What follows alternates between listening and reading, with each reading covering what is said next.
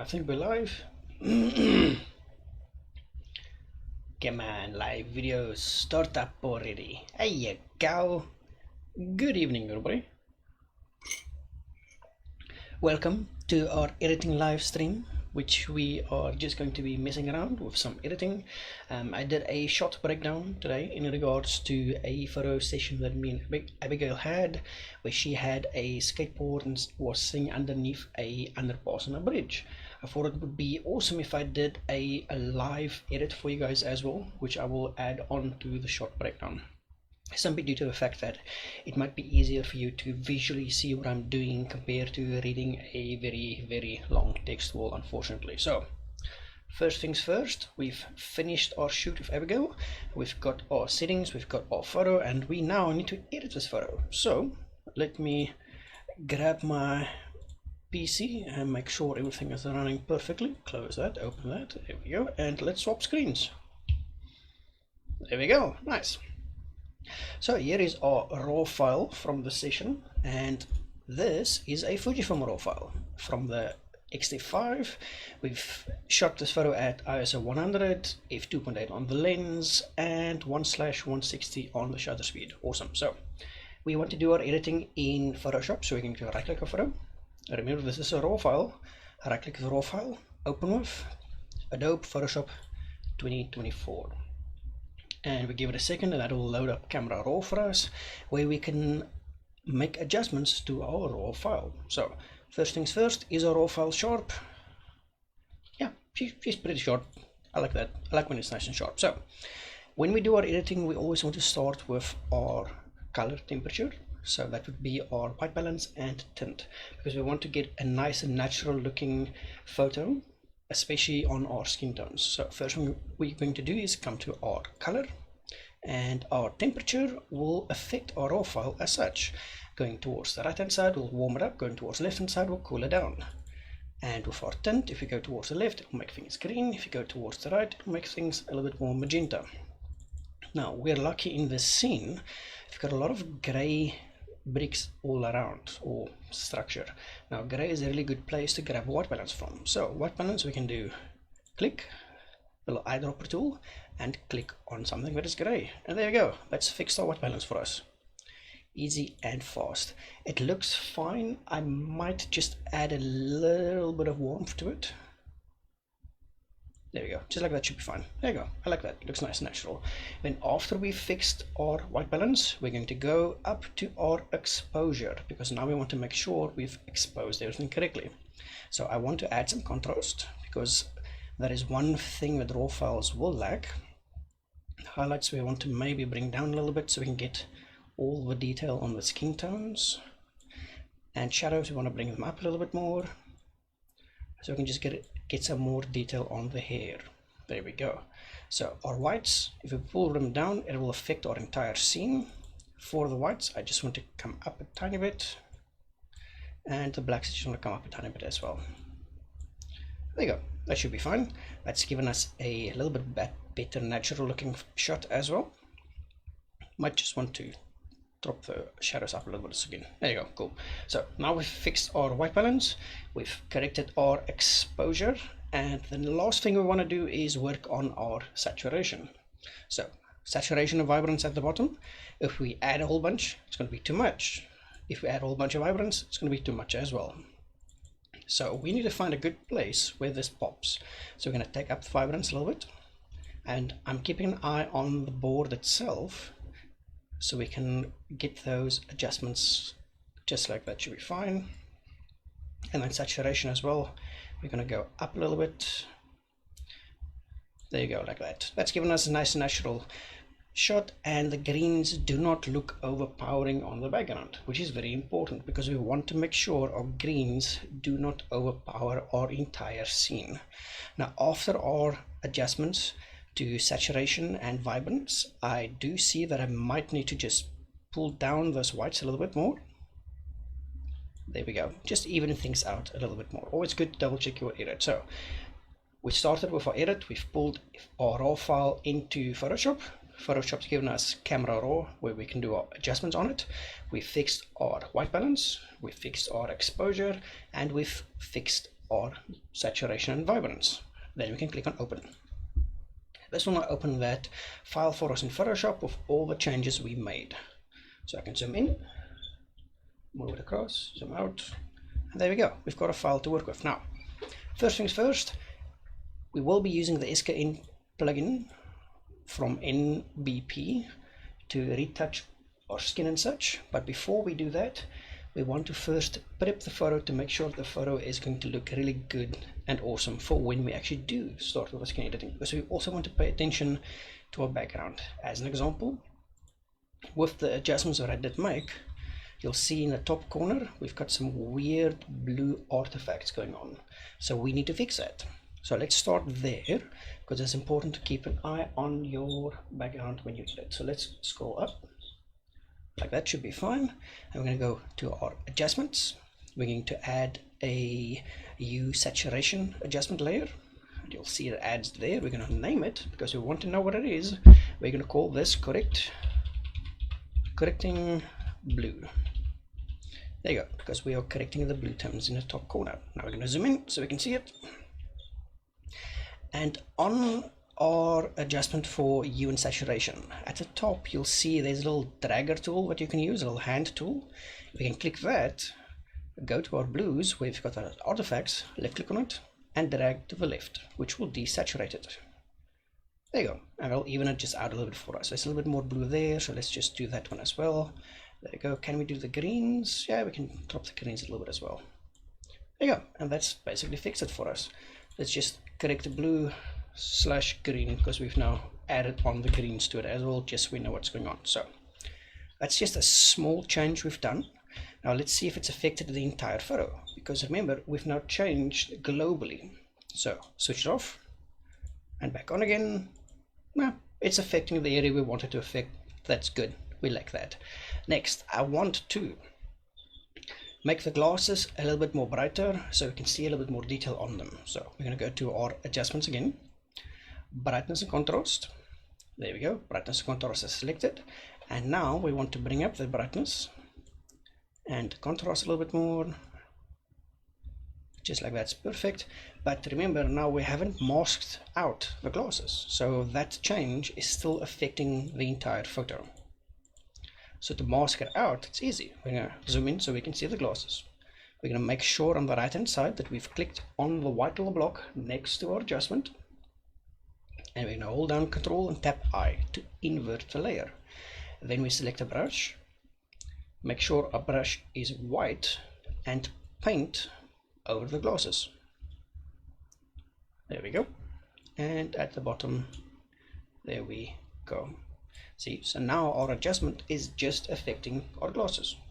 And we can zoom out again, and we can switch it off and back on again. It's a small change, but it does do quite cool stuff. But now that we've selected it, we can now also go to our brightness, and we can now play around with glasses and get them to look exactly the way we want them. So I want to go up a little bit on it, add some contrast to it. There you go, because the glasses are a point of interest for us. Now the next thing we want to do is, do we need to remove anything from our subject's skin or anything as such to clean it up? Not really, looks fine, looks perfect.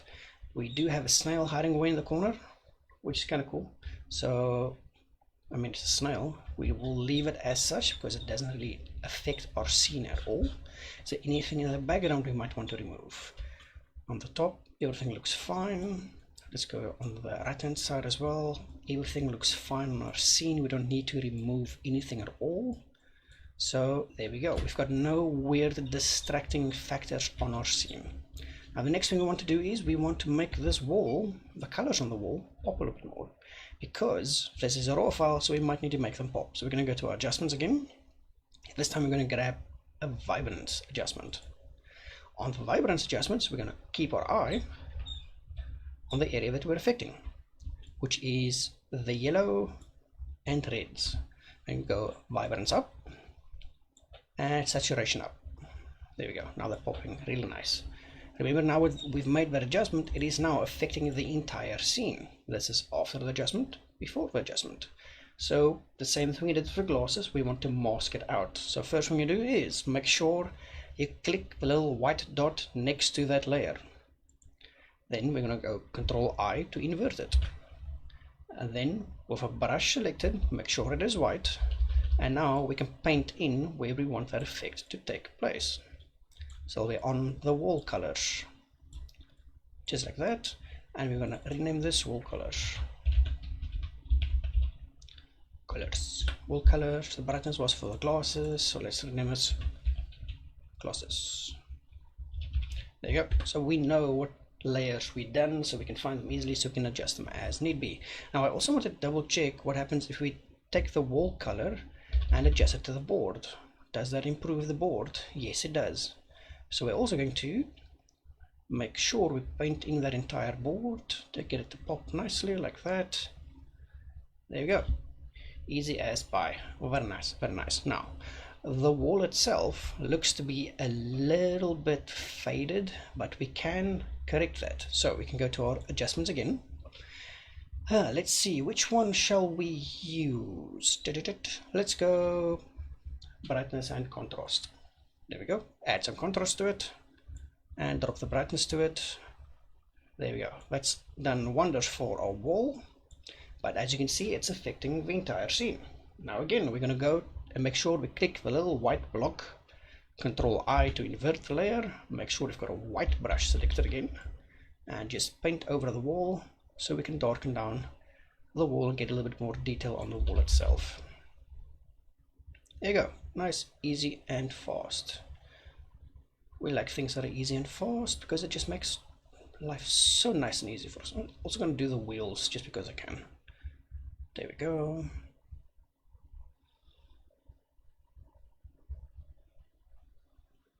There you go. Nice, easy and fast adjustment. There you go. So now we've fixed the wall. Nice and easy. Rename this wall. There you go. So now we've done quite a bit of stuff already.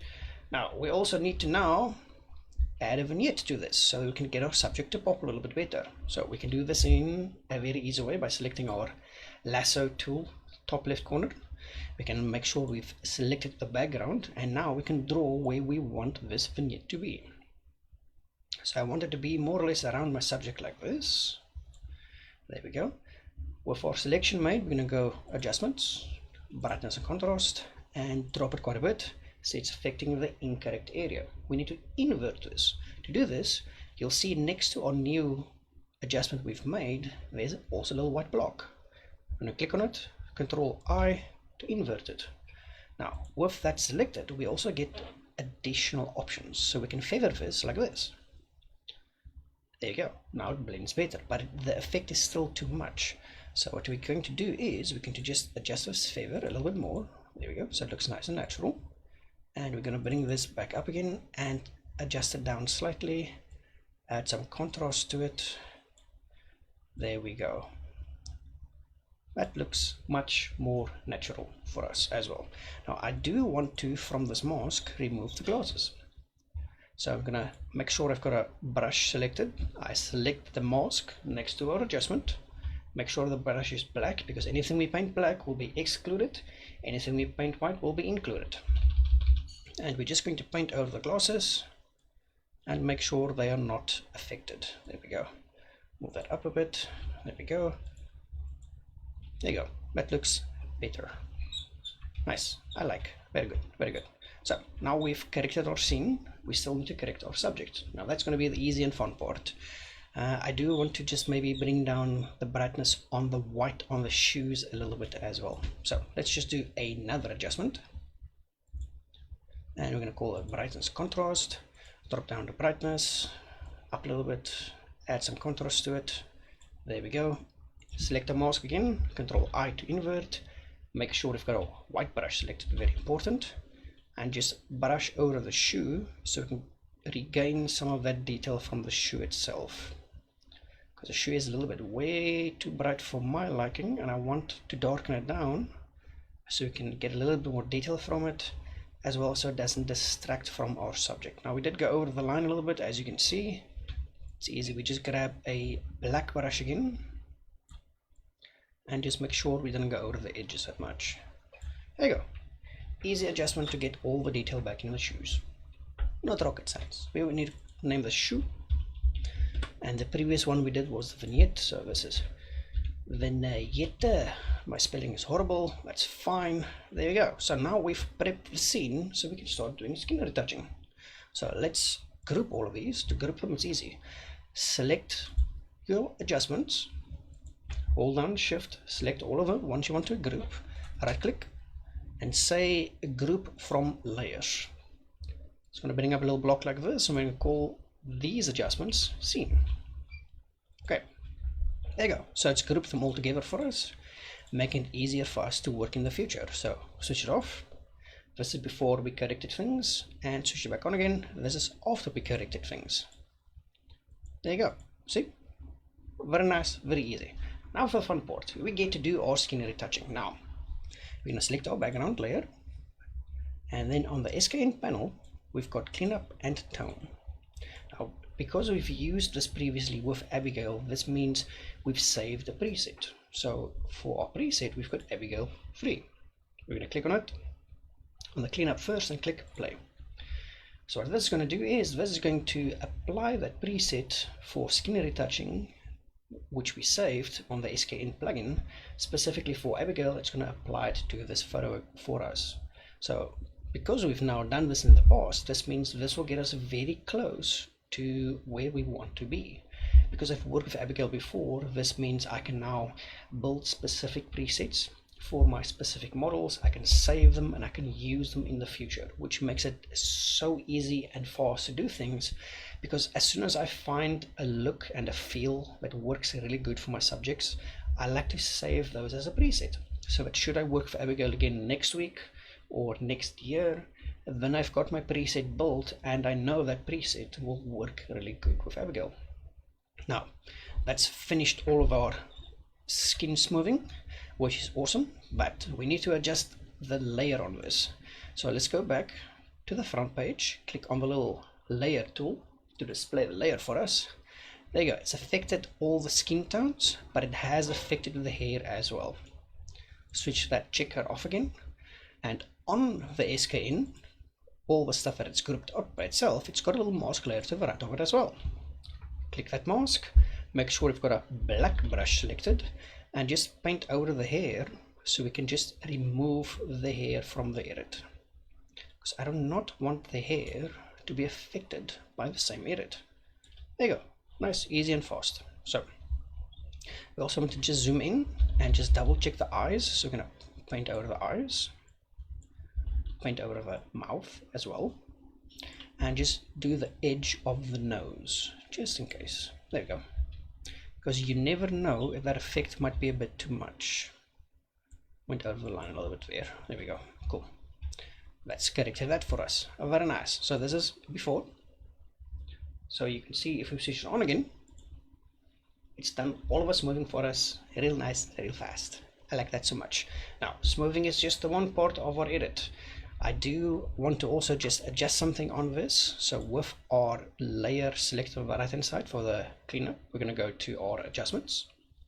And what you'll see is on the adjustment, there's a texture recovery option, radius and such.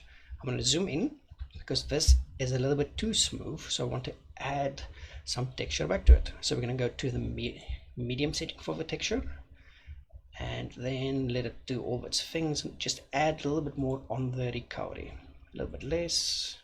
There you go, perfect. So that's now smoothed our skin. So this is before, this is after. It's smoothed the skin for us, and at the same time it's now retained our texture for us, because it's important that when we do smooth the skin or work on skin tones and things as such, we always want to try and retain texture, or our subjects might look like plastic. So it's nice that we've got this nice awesome feature. We can just do small adjustments and it does all the stuff for us. So cool. Now, so that's the cleanup done. Next we're going to go to tone. Now on the SKN tone we can also save presets. I've also saved a preset for Abigail. So we're going to click on the preset for Abigail, click on play, and let the thing do its magic. And this should save us quite a lot of time as well. There you go, it's done. I think it's affected the hair again. Nah, it's done everything perfect. So this is before our toning, this is after our toning. See, nice, easy and fast. Not rocket science, it's easy science. We like that. Now I also want to just double check something. I want to just make this highlight intensity a little bit higher, and here we can control the amount of highlights that we're affecting. So we've now increased the highlight intensity all the way up, which is way too much, but now we can also adjust the range on it. That's too much, that's too little, that's more or less there. That looks fine. Cool. Now we can adjust this up a little bit. There you go, just like that. There you go. Now we've got those highlights popping again. Perfection. Perfection. Very nice, very nice. Something else we can do is we can make our entire subject pop. Very easy to do that. We're going to select our subject. So to do that, we're going to click on background. Click select subject on the latest Photoshop. It's all the way at the bottom. Or we can go to select at the top left hand side and click subject. This will select our subject for us. While that's busy running, that's nice. Hey, it selected the subject. Perfect. With our subject now selected, we're going to go to the bottom right corner. Now go away. Click on a thing, the effects thing at the bottom right, and click solid color. And we're going to make this white. Like that. Looks funky. That's fine.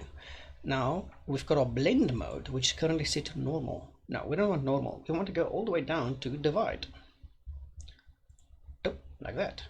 Now, if we make this change again, go and click on it, and we go to our brightness channel, which is the B one, and move this up and down, this will now make our subject brighter or less brighter. See, so that can make everything very, very, very bright. But we just want a small touch of brightness for our subject. Oops, that's too much.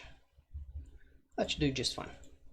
Go, just a tiny, tiny, tiny added bit of brightness. There you go. And that is our edit. Nice, easy, and fast.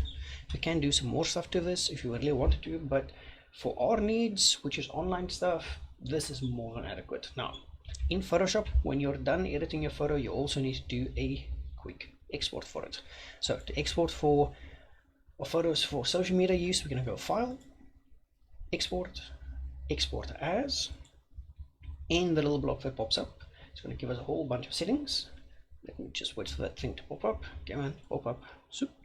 There you go. So in the block that pops up, it's going to give us a whole bunch of settings on stuff that we can adjust on a photo for exporting. We want to be format JPEG. Quality, we want to go to 7 because we want nice high quality JPEG exports. Then to resize it, we always want to resize on the longest edge by 204.8 for Facebook specifically. To do that is easy. We're going to keep an eye on our width or our height. Which one is the biggest number? Well, in our case, it's the width. We're going to select the width, type in 2048, press tab. And what you'll see is the height has automatically adjusted and corrected itself because Facebook will automatically correct this for you. And there we go. We can just click export. Select a place to save it. We're going to go desktop. Just save it on the desktop. It's fine. Export. There you go. And that's now edited the photo from RAW all the way to export using all the funnel tools we have. And that should give us a really lovely file to export. So let's see. Here's our exported file. Let's bring it over. And there's our exported file. There you go. Easy and fast. Now we can also do this. Go, I think it was this one, not for editing. This one, open up the raw file as well. There we go. So this is our raw file, which we started with, and this is our edit. So we're going to keep these side by side, and there you can see. So we've gone from our raw file to our edited file. Really nice, really fast. We like it, and we use the SKN panel because, you know, we like saving time. It just works so nice. So anyway, there you go. That's our editing segment for it. This video I will add on to the short breakdown I did earlier today as well. That way, if anybody is interested to watch the edit instead of reading the notes, they can just watch the video as well. So anyway, this has just been a very short video. Hope you guys had some fun over the weekend as well, and hope you guys have an awesome week going forward. And do leave your comments down below if there's anything specific you guys might want to have a look at. I will do another short breakdown in about 2 days time, more or less. Anyway, thank you very much for joining me. I shall now go finish my coffee, have some fun, and keep well. Ciao, ciao, dudes.